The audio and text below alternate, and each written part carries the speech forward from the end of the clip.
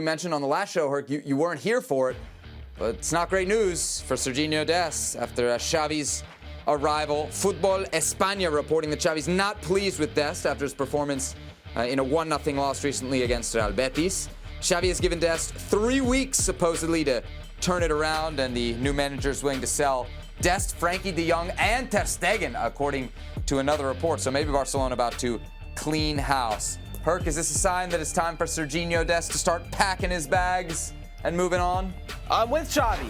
This is all Sergiño Dest's fault. The draw today being redone, that's his fault as well. Atlas winning, that's his fault as well. Sergiño Dest, hashtag todo es culpa de Sergiño Dest. This is what the Catalan press wants everybody to believe, that Sergiño Dest is somehow at fault for all the problems at Barcelona. There's no way you could spend $30 million on a player that bad. There's no way that Manchester United all of a sudden wants a player that bad. There's no way that Bayern Munich, Julian Nagelsmann, one of the premier tactical brains of our generation, could be interested in a player like Sergiño Dest that bad.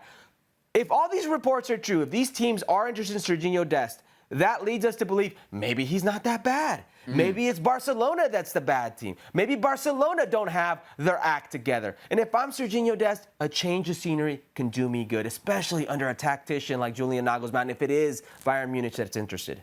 Okay, so Barcelona reportedly want $35 million for a player that Xavi Hernandez is telling us isn't good enough to play for not just any Barcelona, right? This particular Barcelona right now. Now, we've seen other links in the past for Sergiño Dest. It's not the first time that we've heard of interest for him beyond Barcelona, right? Remember when he was being recruited for Barcelona, it was Bayern, it was PSG, the links that you're talking about. These are all major elite clubs.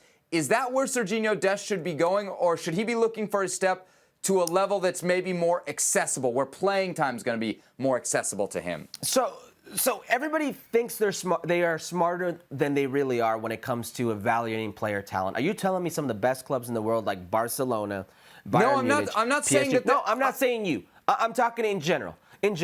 So we're to believe but they're not that taking him there to start, Herc, and that's what matters to Dest. You're not going to spend that much money on a player that's not going to start. We're in a pandemic era. You're not spending $30 million for a player that's not going to start. Barcelona didn't spend that for a player that's not going to start. You're right. PSG and Manchester City don't have the money to spend $35 million on a bench player. On a right back? No, Seb. No, they're not going to spend on a 21-year-old right back. No, they're not spending that much money, Seb.